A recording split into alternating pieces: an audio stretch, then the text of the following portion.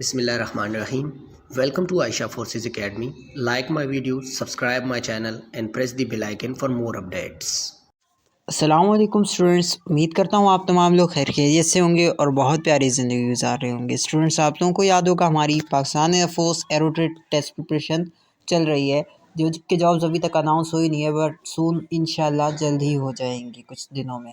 तो वीडियो को एंड तक पूरा देखें ताकि आपकी सारी कन्फ्यूजन्स क्लियर हो सकें। Let's start it. Student, first question है हमारे पास, what is the closest synonym of for the word invariable. Invariable एक वर्ड है जिसका हमें क्लोजेस्ट सिनोनियम बताना है, मतलब सबसे सही जो सिनोनियम बन रहा है यहाँ पर वो बताना है। तो चार ऑप्शन दिए गए हैं। ए पर है अनचेंजिंग, बी पर है स्टेबल, सी पर है फ्लेक्सिबल और डी पर है कांस्टेंट। जो परफेक्ट सिनोनियम होगा इसका वो होगा option number A, unchanging. Next question है स्टूडेंट हमारे पास, question number 2, a set having one element is called dash. वो सेट जिसके अंदर सिर्फ एक एलिमेंट होता है उसको हम क्या बोलते हैं। तो चार ऑप्शन दिए गए हैं, चारों में से जो करेक्ट ऑप्शन है वो ऑप्शन नंबर ए है, सिंगलटन। सिंगलटन इसलिए बोलते हैं क्योंकि सिंगलटन में सिंगल जो है वो वन को रिप्रेजेंट करता है, तो उस सेट के अंदर एक ही एलिमेंट होता है, यानी कि वन एलिमेंट होता है, तो इसलिए उसको हम सिंगलटन बोलते हैं। ऑप्शन नंबर ए इस तरह से करेक्ट होगा। नेक्स्ट क्वेश्चन है student, question number 3, when the sum of two angles is 90 degree they are called. अच्छा, कि कोई भी दो एंगल जो कि 90 डिग्री के बराबर हों उनको हम क्या बोलते हैं। तो चार ऑप्शन दिए गए हैं, चारों में से देख लेते हैं। ए पर है कॉम्प्लीमेंट्री एंगल, बी पर है सप्लीमेंट्री एंगल, सी पर है एडजेसेंट एंगल्स और डी पर है करस्पॉन्डिंग एंगल। तो जो करेक्ट ऑप्शन होगा ऑप्शन नंबर ए बिल्कुल करेक्ट होगा, कॉम्प्लीमेंट्री एंगल। जब भी दो एंगल आपस में जब ऐड करें उनको तो 90 डिग्री बने, उन एंगल्स को हम क्या बोलते हैं, कॉम्प्लीमेंट्री एंगल। और जब भी कभी दो एंगल आपस में ऐड करे जाएं, उनका जो सम है आंसर 180 डिग्री आए, तो उसको हम क्या बोलते हैं, सप्लीमेंट्री एंगल। तो सप्लीमेंट्री एंगल भी आपको पता होना चाहिए, कॉम्प्लीमेंट्री एंगल भी। तो ऑप्शन नंबर ए हमारा बिल्कुल करेक्ट होगा। नेक्स्ट क्वेश्चन है student, question number 4, the opposition to the flow of electric charges is called. यानी कि जो अपोजिशन होता है, इलेक्ट्रिक चार्ज जो है ना फ्लो करते हैं तो क्या पैदा होता है, हमारे वायर में करंट पैदा होता है। फ्लो ऑफ इलेक्ट्रिक चार्ज क्या कहलाता है, करंट कहलाता है। यानी कि इलेक्ट्रिक चार्ज जब फ्लो कर रहे होते हैं, घूम रहे होते हैं वायर के अंदर, वो करंट कहलाते हैं। अब जो इलेक्ट्रिक चार्जेस का जो अपोजिशन होता है उसको हम क्या बोलते हैं, फ्लो ऑफ इलेक्ट्रिक चार्जेस का अपोजिशन, उसको हम क्या बोलते हैं। तो चार ऑप्शन दिए गए हैं, चारों देख लेते हैं। ए पर है कंडक्टेंस, बी पर है इंडक्टेंस, सी पर है कैपेसिटेंस और डी पर है रेजिस्टेंस। तो रेजिस्टेंस जो है हमारा करेक्ट आंसर होगा।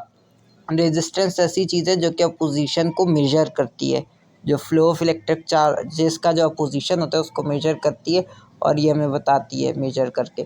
और बेसिकली ये एक एग्जांपल दे देता हूँ, जैसे आप एक रोड पर जा रहे हैं, चौड़ा सा रोड है, उस पर आराम से आप निकल जाएंगे, ठीक है, आराम से आप निकल जाएंगे और उसमें लो रेजिस्टेंस होगी, मतलब कोई अपोजिशन हमारा होगा नहीं जो हमें रोक रहा होगा। तो रेजिस्टेंस ऐसी चीज़ है जो रोकती है। तो अभी मैं आपको आगे भी समझाता हूँ। ये यहाँ तो रोक रही होती है, लो रेजिस्टेंस है, कम रेजिस्टेंस है। अगर रेजिस्टेंस हाई होती तो हम रोड से नहीं गुजर पाते। फॉर एग्जांपल, अगर हम उसी रोड पर जा रहे हैं और काफ़ी रश है, कंजस्टेड रोड है और रोड पतला भी है, उसमें रश भी है, तो उसके अंदर रेजिस्टेंस क्या होगी, हाई होगी, क्योंकि अपोजिशन हमारा ताकतवर होगा। तो इसी तरह से ये इसकी एग्जांपल भी है, करंट के अंदर जब रेजिस्टेंस लो होगी, यानी कि अगर कॉपर वायर में से चौड़ी सी कॉपर वायर है, मजबूत वाली तार है, उसके अंदर से करंट फ्लो कराएंगे तो वो बहुत आसानी से चल जाएगा, उसके अंदर रेजिस्टेंस कम होगी। और वहीं अगर हम कोई भी लोकल जो तारें होती हैं सिल्वर वगैरह की, उसके अंदर से करंट फ्लो कराएंगे और उस तार पे जंग वंग भी लगा हुआ है, तो उसके अंदर हाई रेजिस्टेंस हो जाएगी और अपोजिशन ताकतवर हो जाएगा, जिसकी वजह से करंट फ्लो करने में प्रॉब्लम होगी। तो ये एक एग्जांपल है, उम्मीद करता हूँ समझ आई होगी। तो ऑप्शन इस तरह से रेजिस्टेंस वाला ऑप्शन बिल्कुल करेक्ट होगा। नेक्स्ट क्वेश्चन है question number 5, she is cooking food dash the kitchen. वो खाना बना रही है किचन में। तो इसके अंदर करेक्ट जो प्रपोजिशन है वो लगाना है। चार ऑप्शंस दिए गए हैं। ए पर है ऑन, बी पर है इन, सी पर है एट, डी पर है फ्रॉम। तो जो करेक्ट ऑप्शन होगा वो होगा option number B, in. She is cooking food in the kitchen. अच्छा स्टूडेंट, नेक्स्ट क्वेश्चन है हमारे पास, question number 6, who is credited with the discovery of gravity. तो चार ऑप्शन दिए गए हैं। ए पर है गैलीलियो, बी पर है आइजैक न्यूटन, सी पर है एल्बर्ट आइंस्टाइन और डी पर है लियोनार्डो डी विंसी। तो जो चार ऑप्शन में जो करेक्ट ऑप्शन है वो ऑप्शन नंबर बी है, sir Isaac Newton. Isaac Newton ऐसे बंदे थे जिन्होंने ग्रेविटी को डिस्कवर किया था। ग्रेविटी ऐसी चीज़ होती है, आप लोगों को सबको पता ही होगा मगर फिर भी बताता हूँ।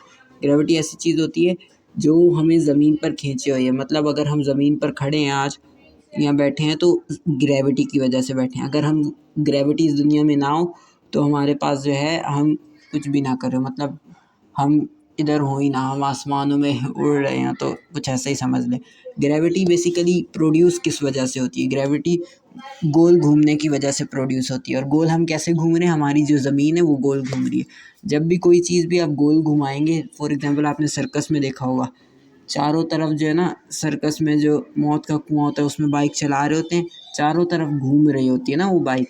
तो जब घूम रही होती है बाइक तो उसके अंदर ग्रेविटी दीवारों के साइड में आ जाती है ना, तो उसकी ग्रेविटी साइड में आ जाती है, इसलिए वो बिल्कुल दीवारों के साथ चिपक के घूम रही होती है। और ज़मीन के अंदर से ग्रेविटी ख़त्म हो जाती है, उसके लिए नई ग्रेविटी बन जाती है दीवारों में, आर्टिफिशियल ग्रेविटी इसको बोल सकते हैं हम। तो जो है ना, इसी तरह हमारी ज़मीन भी घूम रही है ना, आपको पता होगा ज़मीन हमारी अर्थ जो है वो घूमती है, तो उसके घूमने की वजह से इसके अंदर ग्रेविटी पैदा होती है जो हमें खींच के रखती है। तो उम्मीद करता हूँ ग्रेविटी आपको समझ आई होगी। नेक्स्ट क्वेश्चन स्टूडेंट हमारे पास question number 7, the police dash arrested the thief. इसके अंदर जो है एक ये सेंटेंस दिया हुआ है, इसके अंदर हमें हेल्पिंग वर्ब लगाना है। 4 हेल्पिंग वर्ब दिए हुए, नीचे देख लेते हैं कौन सा करेक्ट होगा। ए पर है हैज़, बी पर है हैव, डी पर है हैड और डी पर है इज़। सी पर है हैड और डी पर है इज़।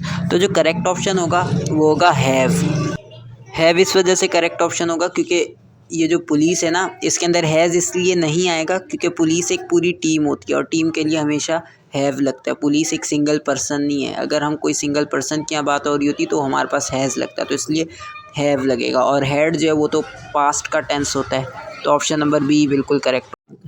नेक्स्ट क्वेश्चन है question number 8, the dimensions of elastic modulus is dash.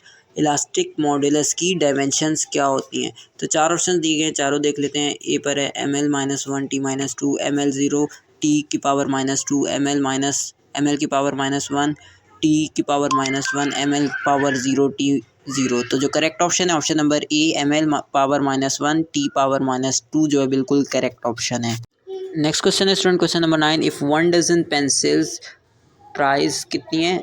एक दर्जन पेंसिल जो हैं उनकी प्राइस है 27 है उनकी price 27 rupees. The price of 4 pencil, अच्छा यानी कि 12 पेंसिल, यानी कि एक दर्जन पेंसिल्स हैं वो 27 रुपये की हैं। अब 4 पेंसिल कितने की होंगी?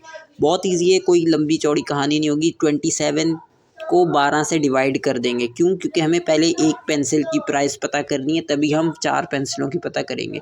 27 को जब हम 12 से डिवाइड करेंगे तो हमारे पास 2.25 समथिंग इसी तरह आएगा। फिर 2.25 को जब हम 4 से मल्टीप्लाई करेंगे तो हमारे पास आंसर आ जाएगा 9। तो 9 हमारा बिल्कुल करेक्ट ऑप्शन होगा, ऑप्शन नंबर बी। फ्रेंड्स, अगर आपको वीडियो पसंद आई हो तो आप लाइक करें, सब्सक्राइब करें और शेयर भी करें। अगर आपको कोई भी प्रॉब्लम आए तो आप कमेंट करके मुझसे कुछ भी सवाल पूछ सकते हैं। मैं एवरी टाइम आपके लिए रेडी रहूँगा और आपका कमेंट का जवाब दूंगा इंशाल्लाह। तो स्टूडेंट, अल्लाह हाफिज़, अपना ख्याल रखिएगा।